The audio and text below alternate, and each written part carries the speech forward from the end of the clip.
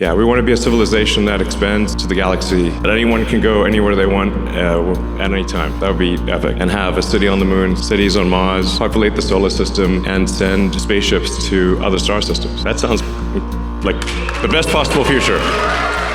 Elon Musk wants to sell you a ticket to a lead-lined box on a frozen rock, 140 million miles away. He calls it the future. I call it the ultimate engineering of confinement. Think about it. On Mars or another planet, you do not own your life, you subscribe to it. The air you breathe, the water you drink, regulated and controlled by a central authority. One terms of service violation and they don't just cancel your account, they can dial back your oxygen. There are no windows to the real world and no sky to watch the stars, only monitors. Now compare that to this. This is Doi Inthanon in Chiang Mai, Thailand. I am not in a pressurized tube. I am in the world. I am not breathing recycled CO2. I am breathing the mountain air. Sovereignty isn't found in a colony ship. It's found in the infrastructure you control right here. Most of us are optimized for the screen. We spend 12 hours a day in a low-fidelity simulation. We are already living the Mars life, trapped in a room, eyes glued to a monitor, health deteriorating. Our firmware is corrupted. We write and use open-source code, talking about freedom, while running on a vitamin D deficiency and never seeing the sun for days. The irony is loud. Real sovereignty requires natural systems, real sunlight for your hormones, real mountains for your mind. You can build a sovereign homestead in Thailand today. You can own your water, your food, your energy, and your time without the central kill switch over your lungs.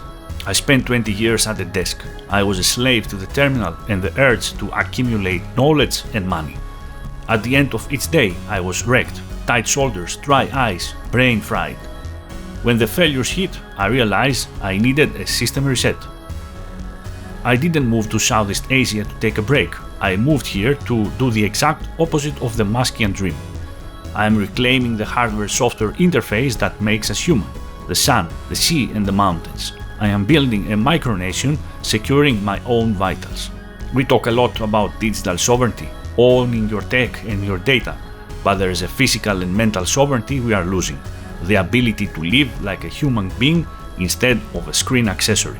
Space is not a place for humans by design. Musk's vision is just a reminder of what we traded away without noticing. Dreaming of space colonization when we have forgotten how to operate outside the city walls. The Lone Stack isn't about escaping to another planet.